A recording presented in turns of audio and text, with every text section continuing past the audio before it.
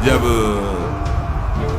रावण ने देखा कि मेघनाथ का वध हो गया, शरीर सामने, बड़ा उपदेश किया।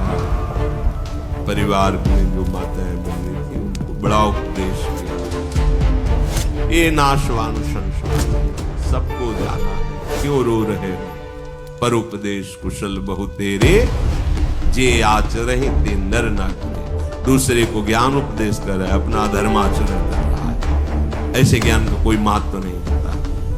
दूसरों को उपदेश करे और खुद अधर्माचरण करे, ऐसे बहुत पाए जाते हैं। पर उपदेश कुशल बहुतेरे, माने बहुतायत होती है ऐसी। लेकिन जो उपदेश दिया जा रहा है वही आचरण में होता है। बोले ऐसे घनेरे नहीं होते, बहुत नहीं होते। तिनहि ज्ञान उपदेश है रावण, आप मंद कथा शुभ पावन। वाणी तो बहुत पावन बोल रहा है, लेकिन आचरण बहुत गंदे मंद करता है। पूरी रात रोते हुए शोक में लंका में व्यतीत हुई। चारों तरफ बानर भालू, प्रातः काल होते ही फिर दशमुख रावण ने जो बचे हुए सैनिक योद्धा थे उनको बुलाया और कहा, हमारे शब्द सुन लो। कोई भी रणभूमि से तनिक भी कदम पीछे हटाया तो मैं पहले उसे मारूंगा। मन भी डावाडोल नहीं होना चाहिए शत्रु के सामने। आज अभी मैं अवसर देता हूं, जिसको भय हो राम से वो भाग जाए यहां से, नहीं कोई कदम पीछे नहीं हटाएगा। मैं स्वयं आज अपनी भुजाओं का बल दिखाऊंगा, और बैर लिया है तो अपने बल से लिया है, तो हम लोगों के बल से नहीं, सेना के बल से नहीं। मैं उसका उत्तर दूंगा। अभी अवसर दे रहा हूं, भाग जाओ जिसको भागना है। नहीं, रणभूमि में अगर किसी ने पीठ दिखाने की कोशिश की तो मैं स्वयं मारूंगा। ऐसा कहकर उसने माया में रथ पर सवार हुआ, जो वायु के समान तेजवान। युद्ध के बाजे बजने लगे, क्योंकि महाबली रावण अब कोई बचा ही नहीं, स्वयं युद्ध में जा रहा है। जब युद्ध में चला तो असुगुण अमित हो ही ते ही काला, गनई न भुजबल गर्भ विशाला। अपशकुन होने लगे, पर वो कुछ नहीं गिनता। गर्व है, अहंकार है उसको अपने बल का। शकुन अपशकुन का विचार वही करते हैं जो कमजोर होते हैं। रावण का है क्या अपशकुन? कोई अपशकुन नहीं। कभी उसका ध्वजा गिर जाता है, कभी अस्त्र गिर जाते हैं, कभी चिघाड़ मारकर उसके घोड़े वापस लंका की तरफ भागते हैं। फिर भी उसके हृदय में कोई निराशा नहीं। जीवों के द्रोह में जो रत है, मोह के जो वशीभूत है, भगवान से विमुख है, उसे चाहे जितने शुभ शकुन हो, चाहे जितनी अर्थव्यवस्था हो, चाहे जो बड़ा पद मिला हो, वो कभी सुख शांति आनंद को स्वप्न में भी प्राप्त नहीं कर सकता। जो दूसरे जीवों से ईर्ष्या करता है, द्रोह करता है, मोहरत है और भगवान से विमुख है, उसे कोई पद, कोई संपत्ति, कोई बल स्वप्न में भी सुख शांति प्रदान नहीं कर सकता। ताहि की संपत्ति सगुन शुभ, सपने हूं मन विश्राम, भ्रूत द्रोहरत मोहबस, राम विमुख रति काम। अब राक्षसों की जो बची हुई सेना है चली, चतुरंगणी सेना, कोई रथ से, कोई घोड़ों से, कोई हाथियों पर, कोई पैदल, ऐसे। इधर रावण की जय जयकार करते हुए, गर्जना करते हुए निशाचर, विचित्र फौज है इसकी। रावण जब चल रहा है तो पृथ्वी डगमगा रही है। ऐसा महाबली गर्जना करता है तो ऐसा लगता है कि भीषण बिजली कड़क रही है। प्रलयकालीन बादल जैसे ऐसे रावण दिखाई दे रहा है। योद्धाओं का उत्साह बढ़ाता हुआ, अपने बल पौरुष का बखान करता हुआ बानर भालुओं का मर्दन करता हुआ आगे, वह कहां है राम, कहां है वो लक्ष्मण। अपनी सेना को आदेश किया, खा जाओ इन सब बानर भालुओं को। मानो बिना पंख वाले पर्वत उड़ करके ऐसे उछल उछल करके भयानक, क्योंकि महाबली रावण साथ में है, तनिक भी किसी का उत्साह क्षीण नहीं हो रहा। इधर जय श्री राम, उधर रावण की जयकार करते हुए योद्धा भिड़ गए। विभीषण जी ने देखा कि महाबली रावण रथ पर सवार, रघुनाथ जी नंगे पैर भूमि पर अधिक प्रेम कर रहे हैं। विभीषण जी प्रभु के चरणों में प्रणाम कर, प्रभु जीतना बड़ा मुश्किल है, ये जिस रथ पर सवार है ये मायावी है, और आप प्रभु रथ पर नहीं, नंगे पैर जमीन में, प्रभु कैसे युद्ध होगा। अधिक प्रीति मन भा संदेहा, बंदी चरण कह सहित सनेहा। नाथ न रथ नहीं तनु पद त्राना, केहि विधि जितब वीर बलवाना। न तो कवच है, न पादुका है, न रथ है। प्रभु आप, ये बहुत बलवान रावण है, इससे कैसे जीता जा सकता है। भगवान मुस्कुराए। बहुत ध्यान देने योग्य विषय।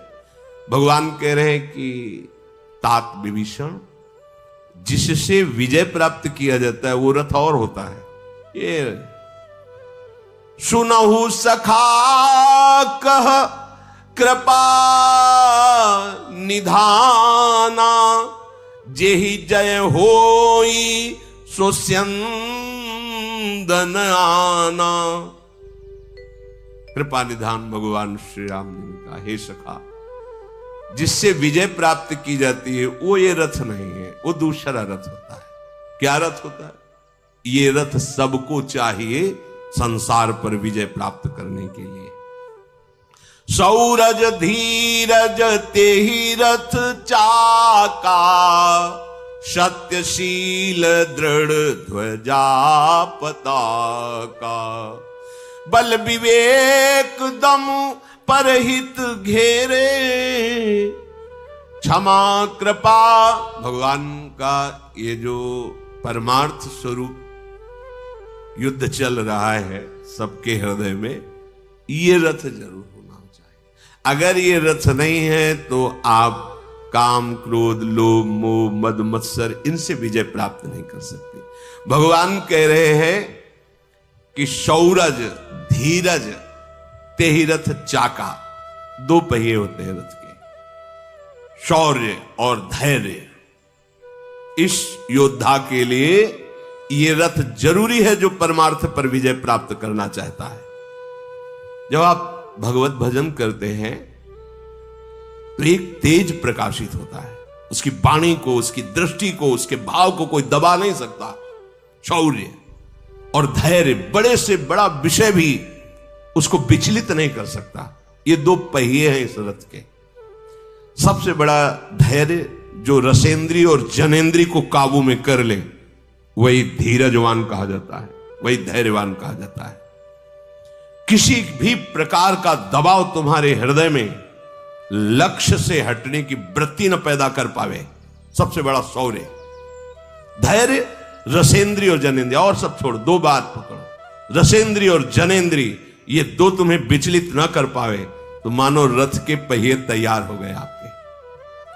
किसी भी संबंध का, किसी भी पद का, किसी भी दुख सुख का प्रभाव ऐसा तुम्हारे हृदय में ना पड़े कि तुम अपने आराध्य देव से हट जाओ, और रसेंद्री जनेंद्री के भोग तुम्हें विचलित न करें। ये दो पहिए हैं रथ के, सत्य और सदाचार। ये रथ में जो ध्वजा फहराता है उसका डंडा और ध्वजा है। आपके आचरण पवित्र होने चाहिए। उठना बैठना बोलना हंसना खेलना खाना शास्त्रीय सिद्धांत के अंतर्गत होना चाहिए। मनमानी नहीं, जहां मन आया खा लिया, जहां मन आया जैसा आया व्यवहार कर लिया, ऐसा नहीं। साधक ऐसा नहीं होता है, परमार्थ का योद्धा ऐसा नहीं होता। हर कदम सावधानी से, तस्मात् शास्त्रम प्रमाणम, कार्याकार्यो व्यवस्थित हो, क्या व्यवहार करना चाहिए क्या नहीं करना चाहिए, यह शास्त्र प्रमाणित होना चाहिए। और सत्य, सत्यशील अर्थात सत्य और आचरण पवित्र, ये मानो हुआ रथ का वो दंड और ध्वजा। बल, ये भगवत बल होता है। कैसे चल पाएंगे, पूरा जीवन है, हमें तो लगता है कहीं हम गिर ना जाएं, बड़ा कठिन दिखाई दे रहा है। तो आप चलने की बात सोच रहे हैं इसलिए। अगर आप नाव में बैठे हैं तो आपको क्या परेशानी है? आचार्य गुरु के चरणों का आश्रय लेकर भगवद आश्रित आत्म समर्पण किया हुआ, ये बात ही नहीं उठती कि मैं गिर न जाऊं, मैं कहीं ना चल पाऊं, मुझे लगता है मैं चल नहीं पाऊंगा। ये निर्बलता उसके हृदय में होती है जो अहम से चलना चाहता है। अपने को चलना क्या है, गोद में बैठे हैं अपने गुरु के, अपने आचार्य के प्रताप में, अपने इष्ट देव की कृपा में बैठे। हम कोई चल रहे हैं क्या? यहां तक हम चल के आए हैं क्या? गोद में उठा के लाए प्रभु, ऐसे करुणा करके। नहीं तो इतनी फांसियां, इतनी जंजीरें बंधी हुई थी मोह ममता आसक्ति की, काटना मुश्किल है। हमें तो गोद में उठा के लाया गया, अपने सब उसी में है, देख लो। तो ये बल होना चाहिए। मेरे प्रभु है ना, मेरे गुरुदेव है ना, मेरे बल से वृंदावन, ये कभी निर्बलता नहीं। माना हम दोषी हैं, हमारे अंदर विकार हैं, हम वैसे भी किसी कार्य के नहीं हैं, परमार्थ की बात क्या, तो मेरे प्रभु का बल मुझे खींच रहा है, वो मुझे बढ़ा रहा है। अब मुझे क्या प्रश्न करना, मैं चल पाऊंगा कि नहीं चल पाऊंगा? तुम चल के आए हो यहां तक, तो फिर तुम बहुत बड़े तपस्वी, सत्यवेत्ता, निर्विकार थे, जो तुम्हें पसंद किया प्रभु ने। अरे हमें पसंद किया, किसी योग्य नहीं थे इसलिए। अब हमको अपनी योग्यता थोड़ी दर्शानी है, तो आपके हैं प्रभु, आप देखो। यह है परमार्थ के पथिक का बल और विवेक। इस बात पर रखना, मेरे प्रभु है ना, वो सब संभाल लेंगे। दम, इंद्रियों का वश होना, ये इस रथ के घोड़े हैं। बल, विवेक और दम, परोपकार की भावना, ये चार प्रबल घोड़े हैं जो हमें विजय दिलाते हैं। बड़ी तेजी से परमार्थ यात्रा में चलते हैं। क्षमा और दया क्षमता रूपी डोरी से रथ में जोड़े हुए हैं। हर घोड़े को जो लगाम के द्वारा खींचा जाता है, क्षमा, इस मार्ग के पथिक को क्षमा रूपी डोरी से इन घोड़ों को बांधना है। कोई अपराध, भगवान तुम्हारा मंगल करे। दया, दूसरों को सुख देने की भावना, परोपकार। बढ़िया घोड़े तैयार, सत, बल, विवेक, दम और परोपकार रूपी घोड़े। ध्वजा तैयार, पहिए तैयार। अब हमें सारथी चाहिए। खास बात इस युद्ध में सारथी की है। युद्ध में अगर सारथी ठीक नहीं हुआ तो सब ठीक होने पर भी वो गलत दिशा में ले जाए तो बैरी मार सकता है। सारथी प्रवीण होना चाहिए। तो इस रथ में परमार्थ के पथिक का सारथी कौन है? ईस भजनु सारथी सुजाना, बिरति चर्म संतोष कृपाना। अपने आराध्य देव का अंतर रहित निरंतर चिंतन, ये चतुर सारथी है, विजय दिलाने वाला। बस सारा का सारा इस युद्ध में मार्ग में चलने वाले पथिक का जो मंगलमय विधान है, विजय श्री, वो सारथी के ऊपर टिका होता है। सारथी कौन है हमारा? ईश भजन सारथी सुजाना, बहुत ही जानकार, युद्ध में विजय दिलाने वाला। आए हुए हर अस्त्र शस्त्र से रथी को बचाना, यह सारथी का कार्य होता है। ऐसी पद्धति से रथ चला देना कि अस्त्र निष्फल हो गया, सामने वाले ने प्रहार किया, सारथी ने रथी को बचा लिया। कौन है? ईश भजन अपने आराध्य देव को। राधा वल्लभ सिंह हरिवंश, राधा राधा राधा, ये हमारा सारथी गलत जगह ले नहीं जाएगा और गलत प्रहार करने वाले से हमको बचा लेगा, बिल्कुल पक्का। ईश भजन सारथी, ये अमृत में बात है। ईश भजन देखो, थोड़ा रथ कमजोर भी हो ना और सारथी चतुर हो, बहुत सावधानी से रथ को निकाल लेगा। रथ बढ़िया है और सारथी कमजोर है, कहीं भिड़ा देगा, बढ़िया से बढ़िया रथ भी चकनाचूर हो जाएगा। सारथी सुजान चाहिए। ईश भजन सारथी सुजाना। अब सारथी हो गया। अब बचाव पक्ष में जैसे कोई तलवार बाण चला तो ढाल के द्वारा बचाया जाता है, वो है बीरति चर्म, वैराग्य, किसी से अपनापन न रखना, वस्तु व्यक्ति स्थान किसी प्रभु से, ये बहुत जरूरी है। ये ढाल नहीं है तो सामने से बाण तुम्हारी छाती पे लगेंगे, ढाल रोक लिया। तलवार को, शूल को, त्रिशूल को, बाण को, ये ढाल के द्वारा रोका जाता है, राग रहित किसी से। लोग अगर आप हमारी बात नहीं मानते तो हम फिर आज से जो तुम्हें पैसे घर से भेजते बंद कर देंगे, ये ऐसा नहीं करेंगे। भैया तू बंद कर दे, आज से हम तेरे लेंगे ही नहीं। अगर है विश्वंभर वो मेरा भरण पोषण करेगा नहीं, उसके लिए प्राण समर्पित है, दोबारा दिखाई मत देना, वापस कभी हमारे यहां घर में मत आना, जाइए आप, हम आपके भरोसे नहीं भगवान के भरोसे चले।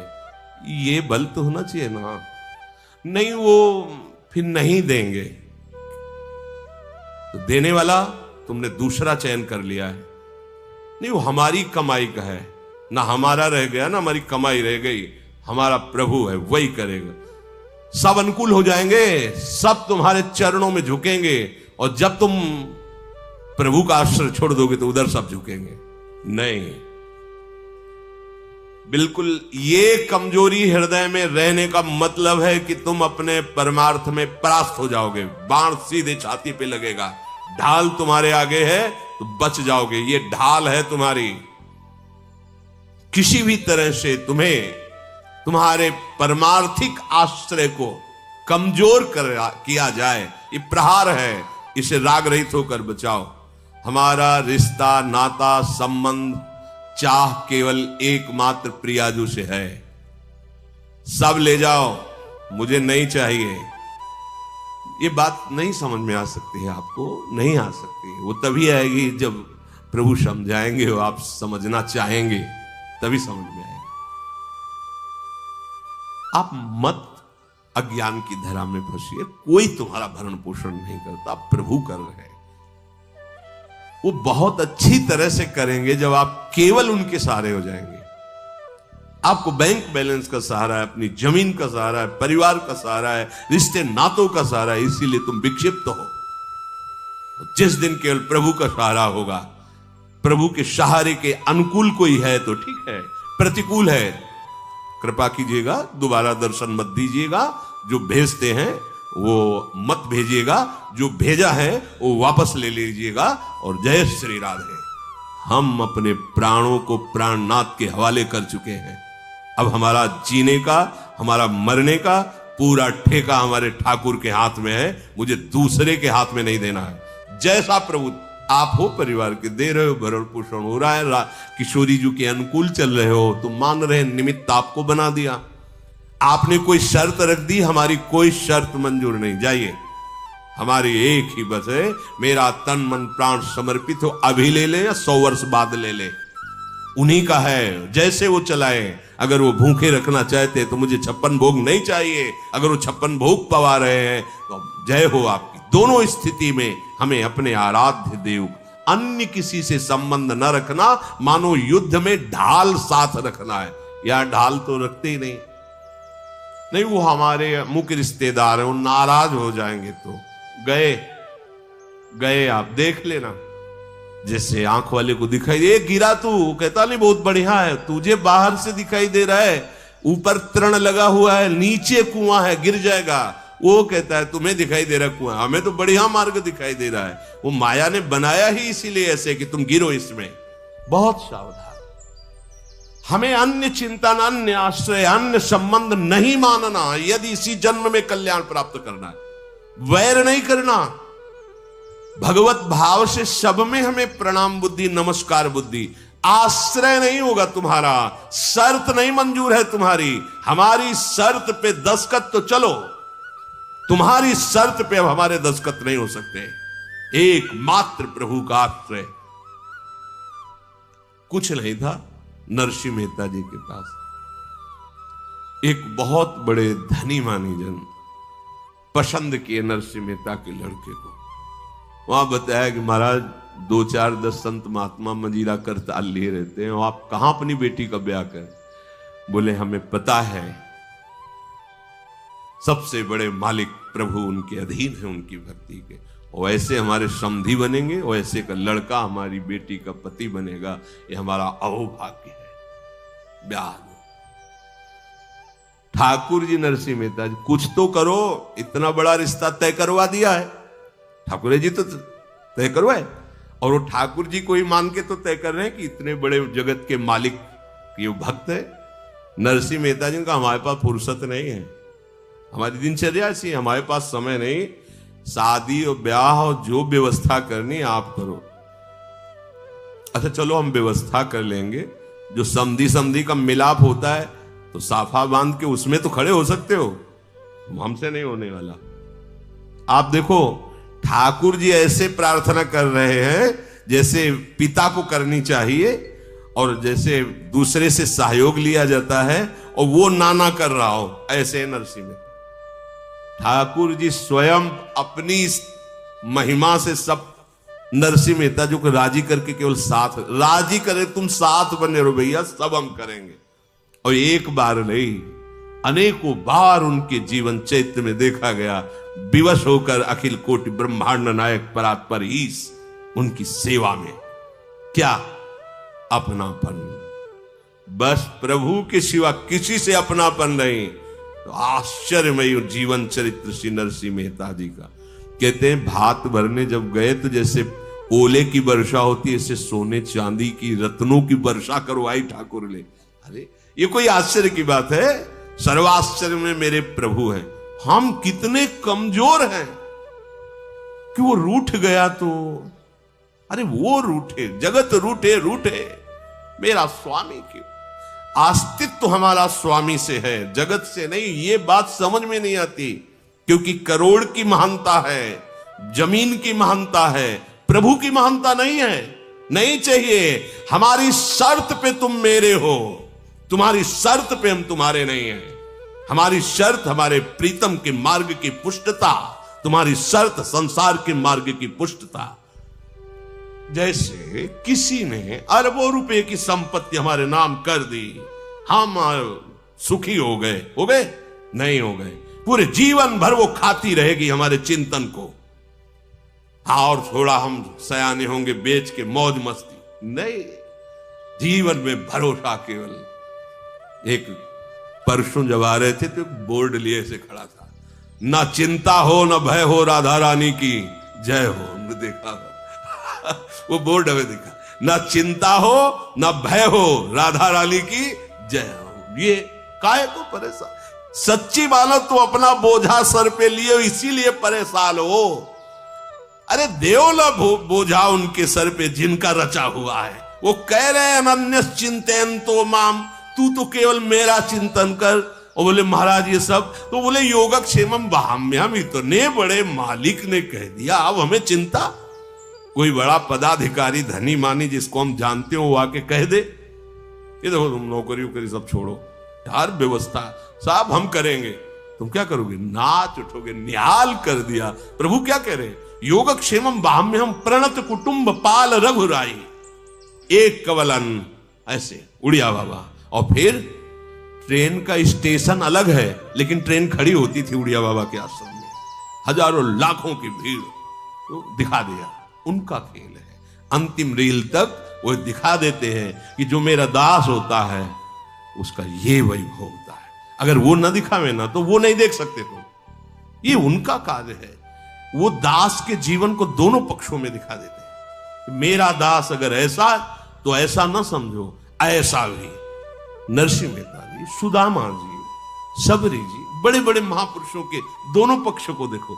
एक पक्ष ऐसा कि निकलने में संकोच लगता कि महात्मा जन जो वहां अरण्य में रहते थे वो इस भाव से देखते थे कि बहुत नीच और हे, अगर हम अन्य आश्रय ना लें तो कदम कदम पे मेरे प्रभु की व्यवस्था, उनका प्यार, उनका दुलार देखते रह जाओगे। एक बार तो दिखाओ कि आपके सिवा मेरा कोई नहीं है। एक बार तो तुम गरज कर कहो कि हम जैसे भी हैं श्यामा जी के हैं। अन्य देखो, यहां बड़ी सूक्ष्मता से समझना है। अगर कोई कर रहा है और दैन्य है और हमारे मार्ग की भावना में है, कोई परेशान, मेरे प्रभु निमित्त बना रहे हैं इनको। अगर कोई मेरी भावना को बिगाड़ करके फिर जी, तो मुझे ऐसा सेवा और जीवन दोनों स्वीकार नहीं करने। ले जाओ अपना, हमारा आपसे कोई संबंध नहीं। श्री जी के संबंध की पुष्टता ये है, पूरी अनन्य। ये है ढाल बचने की संसार के राग से, श्री भगवान कहते हैं। और संतोष कृपाना, हमारे ऊपर वार करने वाले को जो नाश करने का कार्य है वो संतोष करता है। संतोष है भारी तलवार, हर परिस्थिति में हम राजी हैं उसी में जिसमें तेरी रजा। अरे महापुरुषों को अद्भुत अद्भुत निष्ठा, संतोष हर परिस्थिति में। ये तलवार है, हर पीड़ा को काट देगी, हर प्रहार को निष्फल कर देगी। और अपने सुख को दूसरे में दान करना, ये गुरुजन बड़े भारी दानी हैं। इनसे बड़ा कोई दानी त्रिभुवन में नहीं है, क्योंकि सब लौकिक दान करते हैं। गुरुदेव नाम सुकृत धन अपनी जीवनी, गुरुदेव जैसा कृपालु कौन हो सकता? अपना जीवन जो नाना प्रकार के दुख और कष्टों को सह करके जो प्राप्त किया, वो तुम्हें सहज में तुम्हारे है। मान्यता संसार की भोगों की रखने वाला कैसे इस बात को समझ सकता है कि गुरुदेव ने अपने प्राण दे दिए, अपने जीवन दे दिए हमको। इससे ज्यादा क्या हो? सब कोई जीने की वस्तुएं दे सकता है, गुरुदेव ने जीवन दे दिया, प्राण दे दिया। नाम सुकृत धन अपनी जीवनी, अतिहित मान देत वरदान। अब कोई वरदान आशीर्वाद मांगने की, अरे गुरुदेव ने कुछ रखा ही नहीं, सब कुछ दे दिया। बलिहारी है, बस वो शब्द नहीं है कि कुछ कहा जा सके। और ऐसे दानी देने के बाद यदि आप उनका स्तवन करें कि आपने कुछ दिया, तो डांट करके हटा देते हैं, बेकार की बातें करते। चलो, स्तुति भी नहीं सुनना, जय गुरुदेव आपने, ये नाटक की जरूरत क्या है? चलो बाहर साल। ऐसे दानी कि उनको तुम दानी कहो तो डांट लग जाएगी, ऐसे। तो ये जो संतोष रूपी धन है, संतोष रूपी तलवार है, ये इस युद्ध में विजय प्राप्त। हर बात में संतोष, जोई जोई प्यारो करे सोई मोई भावे। जय हो आपकी प्यारे, आप जैसे राजी रहो उसमें मैं राजी, ये परमार्थ है। और दान, ये फरसा है, ये सब कुछ काट देता है जितने विकार हैं। गुरुदेव ने जो हमें दान किया ना, नाम, उसके बदले में क्या दे सकते हैं? हमारे प्राण तो विषयों में फंसे, इनको प्राण दे देना कोई खास बात हुई क्या? उनके प्राण और प्राणनाथ चिदानंद में, मेरे प्राणनाथ श्री श्यामा, ये मैं न जान परे कान है कि प्राण है, अर्थात प्राण भी चिदानंद और प्राणनाथ भी चिदानंद, वो उन्होंने दे दिया। प्राण और प्राणनाथ दोनों दे दिए, इससे बड़ा और क्या? और बुद्धि प्रचंड शक्ति है विश्व विजय करने के लिए। जब हम गुरु प्रदत्त नाम जप करते हैं तो प्रतिपल बुद्धि वर्धमान होती चली जाती है। सेवक जी महाराज ने सेवक वाणी के 11वें प्रकरण में सजियत हरिवंश चंद्र नामोच्चार, जब हमारे हृदय में गुरु प्रदत्त नाम का निरंतर रिटर्न होगा तो आगे क्या है? वर्धित सदा सुबुद्धि रसिक अनन्य प्रधान सतसाधु मंडली मंडनोदयति। निरंतर नाम जपने से सुबुद्धि सदा बढ़ती रहती है। अब वो इतनी प्रचंड बुद्धि हो गई, एक क्षण में भस्म कर देती। कोई भी चिंता, कोई भी सुख, कोई भी भय उसे सता नहीं सकता। अब अनुभव रूपी धनुष प्रकट हुआ और निर्मल, पाप रहित, अचल, स्थित, दृढ़ ये तर्कस प्रकट हुआ और मन का वशीभूत हो जाना, अहिंसा, नियमों का दृढ़तापूर्वक पालन करना, ये उसमें बाण है। और गुरुदेव भगवान के प्रति प्रबल श्रद्धा, ये अभेद्य कवच है उस योद्धा का जो संसार पर विजय प्राप्त करता है। गुरुदेव भगवान का दासत्व, गुरुदेव भगवान के प्रति प्रबल श्रद्धा, ये अभेद्य कवच है। इसके समान विजय प्राप्त करना किसी दूसरे रथ में सामर्थ्य नहीं है। सखा, ऐसा रथ जिसके पास होता है वो सदैव विजयी रहता है, एक भी शत्रु नहीं बचता। महा अजय संसार रिपु, जीति सकै सो वीर, जाके असरथ होई दृढ़, सुनहु सखा मति धीर। हे विभीषण, धीर बुद्धि वाले मित्र, जिसके पास ये रथ होता है वो जन्म मृत्यु रूप महाभयावह संसार के हर शत्रु पर विजय प्राप्त कर लेता है। ये रावण की बात क्या है, हर शत्रु पर बड़ा विजयी बनता है रावण, लेकिन काम से तो परास्त है, क्रोध से तो परास्त है, मोह से तो परास्त है, ईर्ष्या से परास्त है, द्वेष से परास्त है। किससे विजय पाया है? पार्थिव शरीरों से, लेकिन अंदर के शत्रुओं से घिरा हुआ परास्त पड़ा है। भगवान इसलिए ये रावण क्या, ये रथ जिसके पास है वो महा अजय, जिसे जीता नहीं जा सकता, संसार रिपु, संसार रूपी दुश्मन, जीत सके सो वीर, वही बड़ा बलवान है जो जीत विषम संसार कीर्ति जग विस्तर है। ये इस रथ से होता है।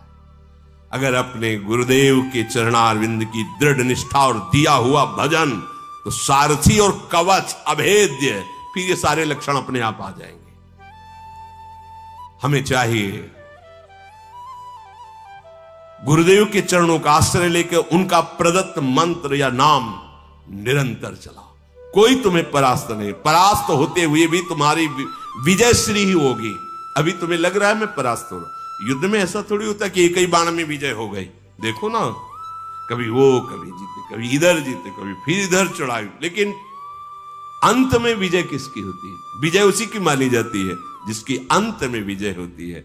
इस युद्ध में ऐसा नहीं देखना अब ये तो संसारी जन है, इनकी तो दृष्टि एक ही है, जरा सा कहेंगे बस खत्म उनका भाव, उनकी श्रद्धा।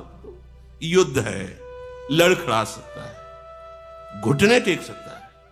ऐसा नहीं कि शत्रु कमजोर है, काम क्रोध लोभ मोह मद मत्सर इतने भारी प्रपंचीय हैं कि अच्छा शत्रु को शत्रु समझे तब तो विजय प्राप्त कर ले, पर ये शत्रु ऐसे मीठे बन के आते हैं कि लगता है हम पर बड़ी कृपा है, ये हमारे बड़े दोस्त है, बड़ा सुख प्रदान करते हैं, तो जीतने का भाव ही खत्म हो जाता है। वो दुश्मन दुश्मन नजर नहीं आएगा, ऐसी प्रचंड माया है। क्यों ऐसा हुआ? सारथी ढुलमुल है। ईश भजन सारथी, तुम्हारा भजन नहीं चल रहा है इसलिए नहीं, तुरंत सावधान। मान लो हम प्रमाद स्थिति में हो रहे तो गुरुजनों के वचन जो होते, जैसे सोया जग, ओ बड़ी गलती हो, सावधान एकदम, फिर अपने मार्ग में चल, बचा लिया, बड़ी करुणा। तुम्हें यहां नहीं, तुम्हें वहां जाना है जहां यहां की कोई सवारी नहीं पहुंचा सकती, यहां का कोई साधन नहीं पहुंचा सकता।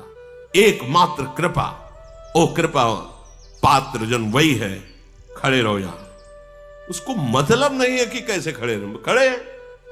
उसे हुआ क्या, समझ में आ गया कि आपका अहम समर्पित, आपका तन समर्पित, आपका मन समर्पित, यही बंधन था। मनमानी करना, अहम का पोषण करना, अपनी इच्छाओं का पोषण, यही बंधन है। अज्ञानी अहंकारी को यह समझ में आता है और कृपा पात्र को सब बचा लिया। फिर वही राग, फिर वही मोह, फिर वही विस्तार। नहीं प्रभु नहीं, आप केवल मेरी दृष्टि में आप, केवल आप, आपके सिवा कोई नहीं।